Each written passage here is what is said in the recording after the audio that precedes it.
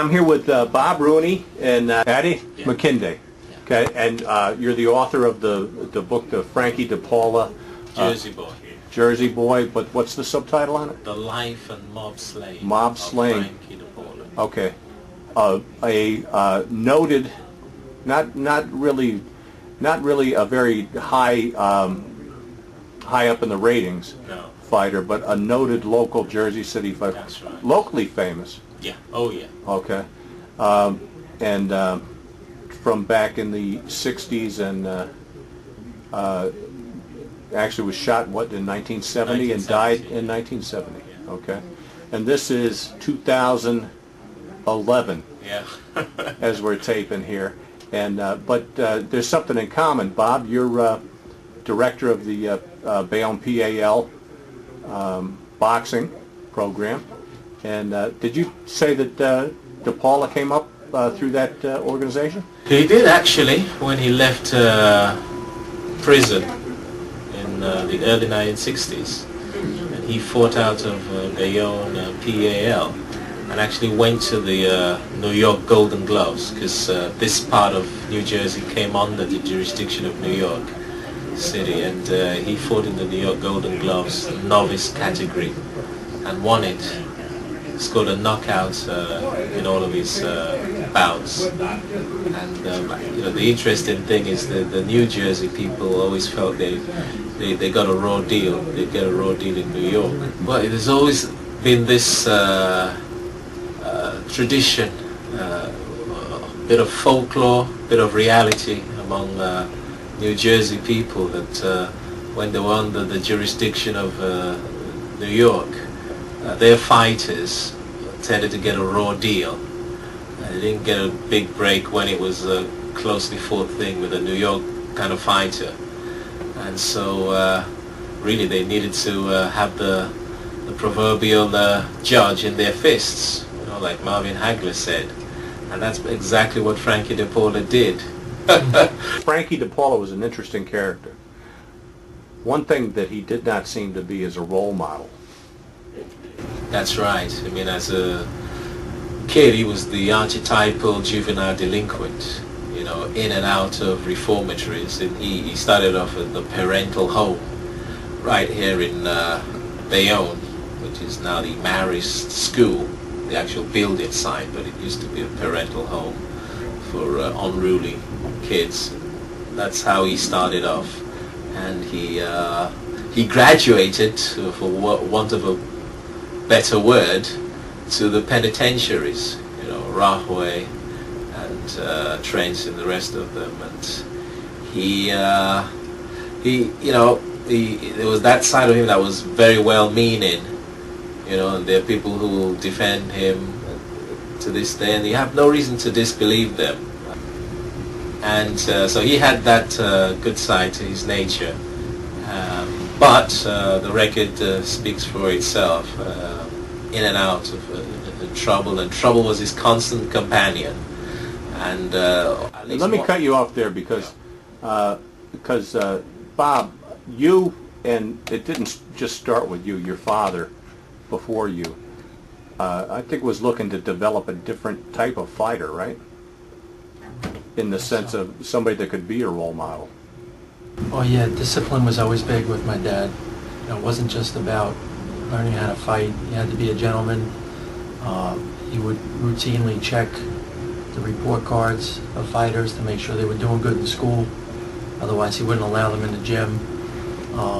If any news ever got back to him of anyone street fighting or getting in trouble in school, being a disciplinary problem, he would get his arms around that as well. And he preached. He preached not only being a gentleman in the gym, but behaving yourself when you're not in the gym, when you're at home, and so forth. So that's a tradition that I tried to carry on, and with my fighters, and I don't just train these guys.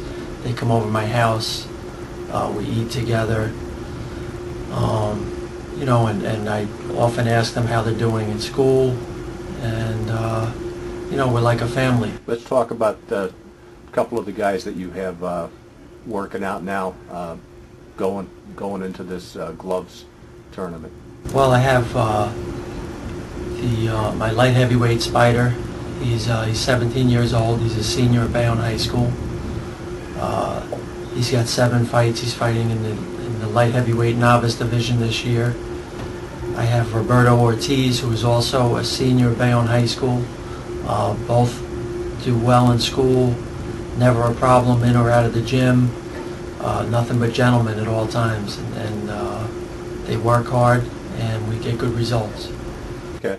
Now, recently, I was here like a year or so ago, and you had a kid that graduated from this program. He went on to school. That was Stephen Hanao Escobar. He graduated Bayonne High School. He started here. He started his boxing career here.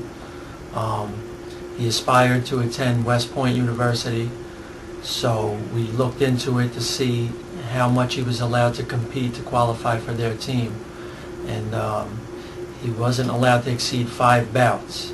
If he exceeded 5 bouts, he would be considered, Too experienced. To qualify for their team. So we got him 5 fights. He won all 5 fights. Went on to attend West Point his freshman year. He made it to the semifinals of the national tournament.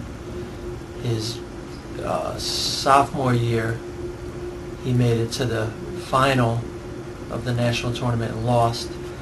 And last year, he made it to the final again and won the national championship. And me and my dad actually went up and attended the fight. West Point actually hosted the nationals this year. So he performed really well, and it was great to see him finally get that national championship, which he'll probably repeat this year. Okay, so he's a senior this year. He's a senior this year, right. All right. And he comes back on the weekends. He comes here on the weekends, trains with me.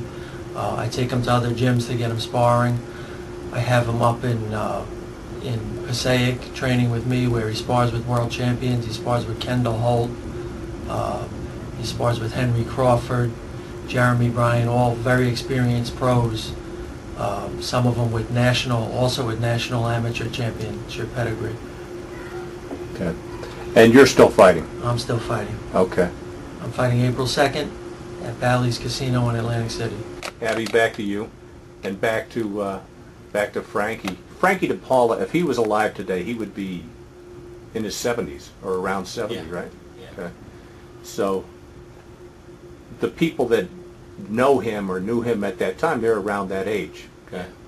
And I was mentioning that I took your book out and showed it to a couple of guys, and they were naming all the names. You had the people that you named in that book, they were naming them before they read it. And also saying, I can't believe somebody put this in a book. All right? Can you talk about that a little bit? Yeah, I think the Frankie DePaula story is it's all part and parcel of the mystique and the hold of the mob, over this part of United States. Although of course the mob penetrated all angles of American society for many decades. And as I mentioned in the preface of my book, the Frankie DePaula story was a story that was known to many people in Jersey City, but it wasn't something that was spoken out openly, and that was simply because everybody knew it was a mob hit, although the conception was it was designed to look as if it wasn't a mob hit, that but and in terms of writing a book, I've sort of looked at the passage of time, that certain people have died, and the hold that the mob has diminished over the years for various reasons, but it is very, very true to say. And I've watched some of your interviews.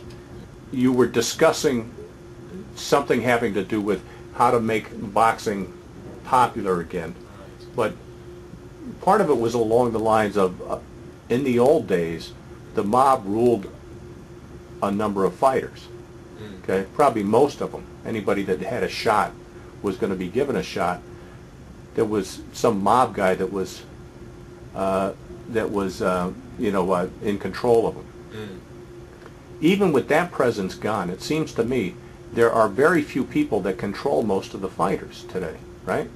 The promoters decide who's going to get the shot. Oh, absolutely. I think boxing it's been the kind of game that it's attracted people with hearts of gold. You know, like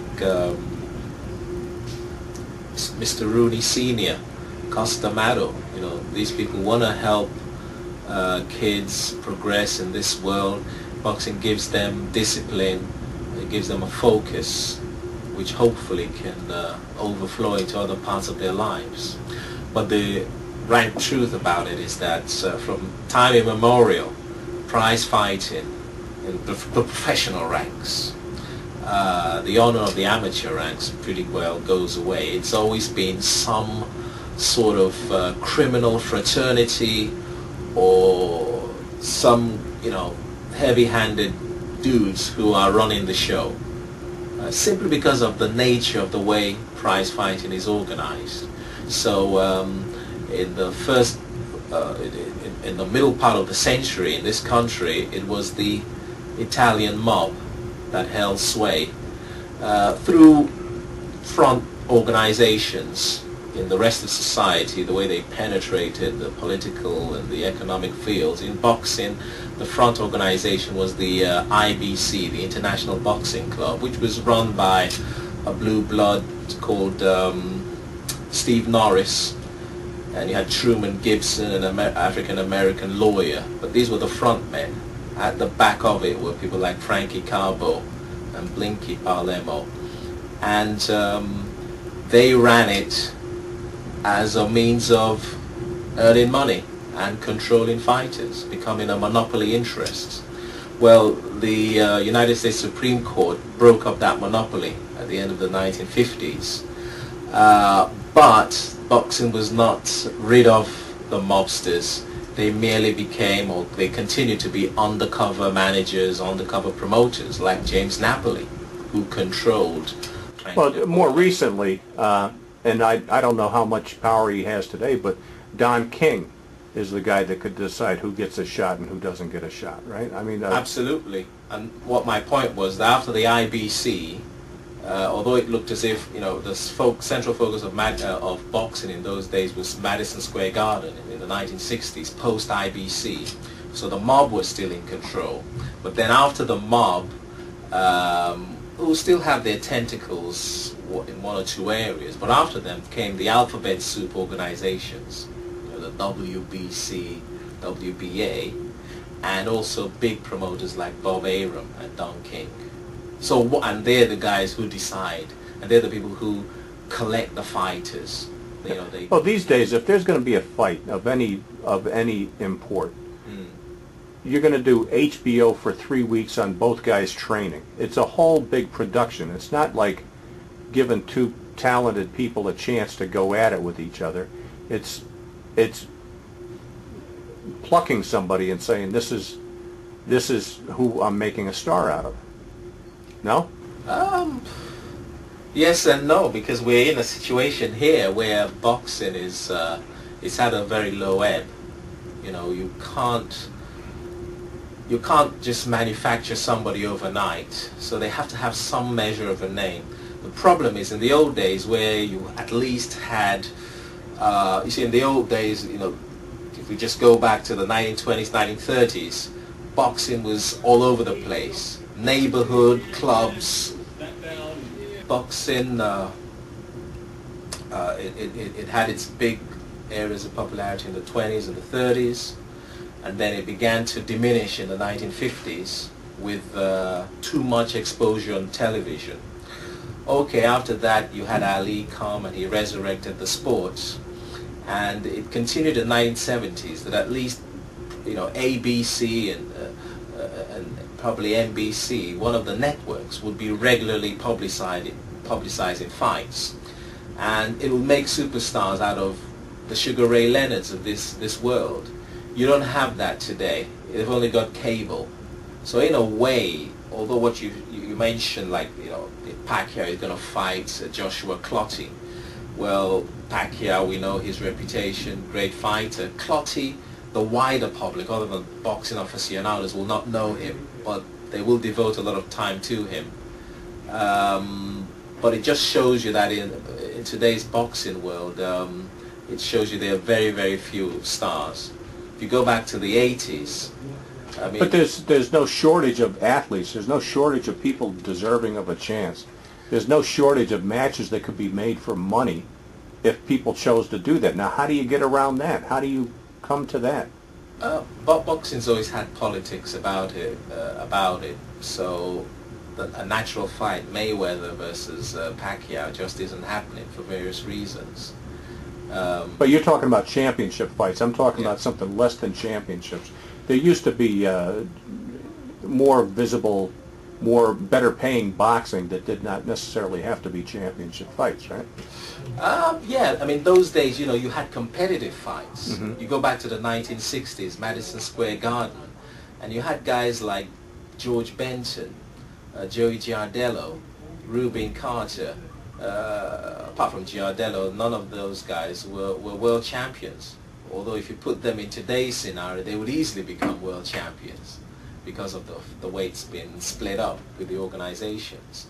In today's world, they don't put competitive fights, let's put it that way, because a lot of fights, if you have a good main bill fight, unfortunately that's what it's going to be. The underbill, that is the supporting bouts, it's usually going to be one guy against a duff. You know, in other words, somebody who doesn't stand a chance. So they're less competitive fights. But sometimes that's actively done by the promoters. But Bob, you're in the business. You're in the business now, in the ring, in the fight. All right, and what I see is that if somebody has a talented kid, an undefeated kid from, say, Jersey City, and you have a kid the same weight class that's undefeated from Philly. Okay, but they're both on their way up. Say they're both 15-0. They don't want to take the chance. They don't want a loss on it. Somebody's got to lose.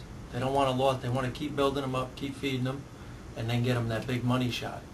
For a 15-0 kid that no one knows about, but he's talented, to fight another 15-0 kid that has talent and nobody knows him, it's too much of a risk because somebody's going to lose, and now they're less marketable to get that big shot. isn't that a problem in the long run if you don't do those fights? It is a problem in the long run, yeah, but that's where we're at in boxing, I think. Mm. Okay. But isn't it because there's lack of talent? The fact that you could at least spread it out, that, okay, if one of those guys loses, there's still quite a few other 15-0 guys. But in today's world... Hey, 15-1 isn't bad. Okay. Yeah, it's in not. boxing, But it's not like MMA. You can lose one fight, Yeah, but yeah. then you come back. But in boxing, it's a different culture. it's a different animal. There was a quote from the book, I don't know which fight this is. DePaula said to, I think, his manager, "I'll never go 15 rounds in my life." Right? Do you remember Yeah. what fight that was? That might have been before he fought Dick Tiger, a fight which he actually lost on points. It might have been the fight actually before he fought Foster for the title, the one that is suspected of being a fix, on the part of DePaula, his group. But you used it as an example of the guy's mentality, and his outlook to life. and he wouldn't train That's right. too. That encapsulates Frankie DePaula. He had so much natural ability and talents, but he wasn't prepared to put in the extra work. And no matter how talented you are, Michael Jordan, Wayne Gretzky, Muhammad Ali, these guys always put in the work that went along with the talent. And so DePaula, at the end of the day, all he had was that punch, and he could not develop his talents. We'll never know how really good he could have become. The last punch he threw was probably just before he got shot. That's right. Okay? And because you opened the book with that. He broke somebody's jaw, Yeah, one of the shooters. that's right. And then you never tell us which one it was. It was the shooter who was the taller guy, which was the guy Fallon, Ricky Fallon, that was suspected of being Ricky Fallon. The other guy, Okay, but there was no suspicion he got his jaw broken, right? That guy went around with a broken jaw, right? well, there was a bit of a gap before the trial, so it got all fixed up eventually.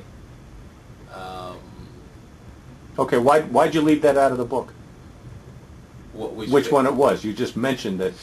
No, I think I am. Because I read the whole rest of the book, I'm like, okay, Yeah. who got his jaw broken? Oh no! If you read it again, you'll know that the guy who pulled the gun out in the first instant while he was at the back of the alley, and DePaula put his hand up like he would in a ring to dodge a .22 Magnum bullet. That was the taller guy, which would be the person who was suspected of being Ricky Fallon, if I could put it that way. All right. And then the guy who was first in line, chasing DePaula out, where DePaula stumbles, and in that split second he fires a shot. So it was actually two shooters, and this guy is the guy who shoots him in the back. That was the heavy set guy, the shorter guy, the guy who police thought was Gary Garofalo, who, as we know, was acquitted. Although it could have been a similar guy named Reynolds. All right, something else struck me about that. Like you talk about, well, I think maybe you paint a nicer picture of Frankie DePaula than the person that he might have been. There's people that I've talked to that said this wasn't just a guy that stood up to trouble. He went looking for trouble. He was what they used to call a hard guy. He wanted to be a hard guy. Yeah. And he would hang out on Duncan Avenue looking to start trouble with people. Okay, that's one of the things that he was not a nice guy. Okay? Yeah. However, like he was a draw Yeah. at the fights, and he became a hero to where he got a police escort, I think by helicopter too, Yeah. right? Lincoln Park. And then he's in the charity ward of the Jersey City Medical Center, Yeah. where as high as they made him, they certainly left him very quickly, right? Yeah. They being, the people in power, Yeah. Yeah, I mean, the first bit of your scenario there, you can't, I was told right at the beginning, you talk about Frankie DePaula, there are going to be this people who will say this about him, and there are going to be these people who are going to say that about him. And at the end of the day, you're not going to satisfy either of them. Mm-hmm. Because I've gotten heat from certain people who feel I painted a bad picture of him, that I painted him as a bully. Mm-hmm. And there are others, who, just like yourself, who said I didn't actually go far enough. Oh, I'm not saying that. I'm saying there is another side to it. That's right. Okay. But I think a lot of that is actually represented there anyway, because, for instance, you'll note that there was a time, an anecdote of him. He punched a guy who was passed out on Came, put his chin there, drunk. Yeah. And just for the sake of it, punches him. I mean, he did things without a conscience. Yeah. And there's certain people who knew him, or they might have been relatives of him. They feel hurt and aggrieved about it, but there's no reason to disbelieve that. I mean, it is there. It's on the record, the trouble he got into, and a lot of it wasn't necessarily him just helping people, being the Robin Hood character. I mean, you had a situation where we paint not only that he was a mob collector who literally made a man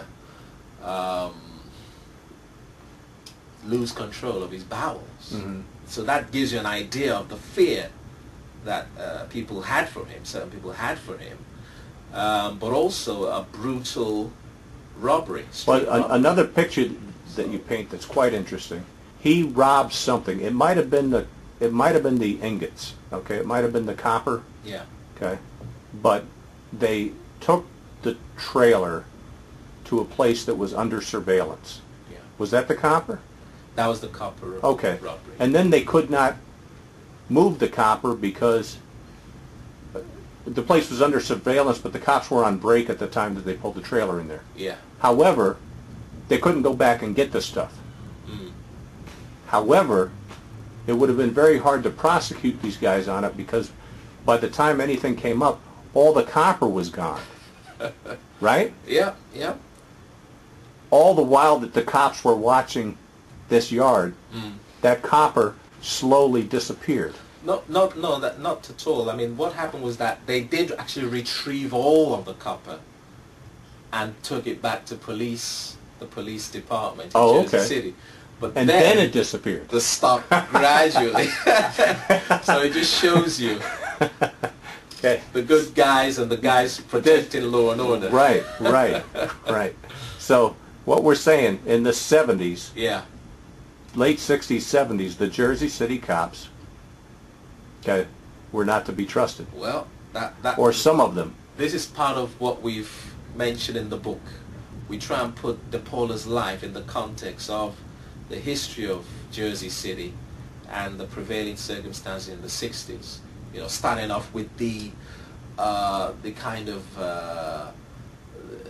the reality created by Frank Hague, the long-term mayor of Jersey City, which, although this was like on the face of it, devout Roman Catholic working class community who did adhere to the tenets of faith and you know, loved their neighbors in a sense and looked out for each other, but the dichotomy was that actually they were in this situation where they saw illegal numbers being done all the time.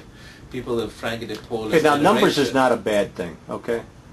Because I Well, know a few people, this- numbers is not a bad thing, Yeah. or was not a bad thing before Well, the state took and it over. although the government would prosecute you for that, Sure. but this was just natural Yeah. for everybody, but it was run by the mob. Yeah. And so as a survival mechanism, people grew up, people of his generation, they actually grew up thinking the mob guys were the good guys, and the cops and the FBI were the bad guys.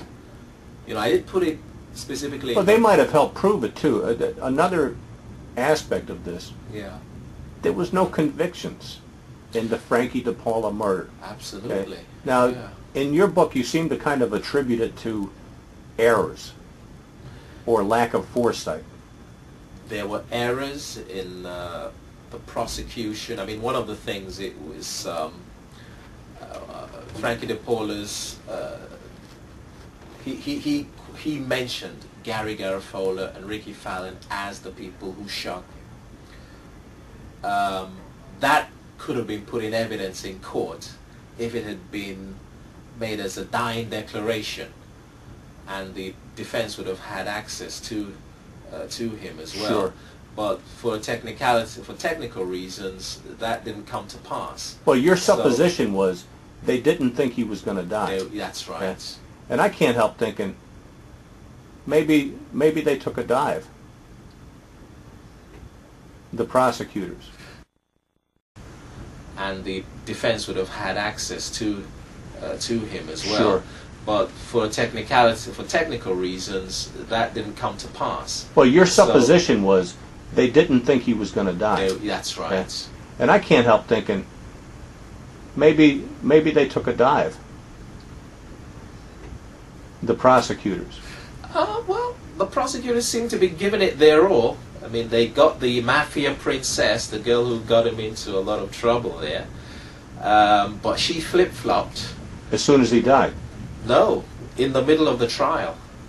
You know, she changed her story from that is definitely Gary Garofalo to it was somebody who looked like Gary Garofalo.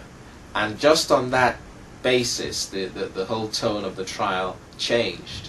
You also had a situation of Frankie DePaula's brother, now late brother, actually saying, "Oh, Gary's a great guy." What's his name, Joe? Joey DePaula. And this is the Joey DePaula who wanted to actually have revenge, because Okay. he was convinced that Garofalo. You know what? I have a half-hour show here. I want you to give me one more thing, if you can. Okay. Is there something else that you didn't put in the book that you can tell me now? I think if you read, not at all, because I think if you read between the lines and the sources I used, people in boxing and among the lawyers who knew DePaula, you will know who are the people who sanctioned his murder. And I don't need to put that into words. A number of them are dead now.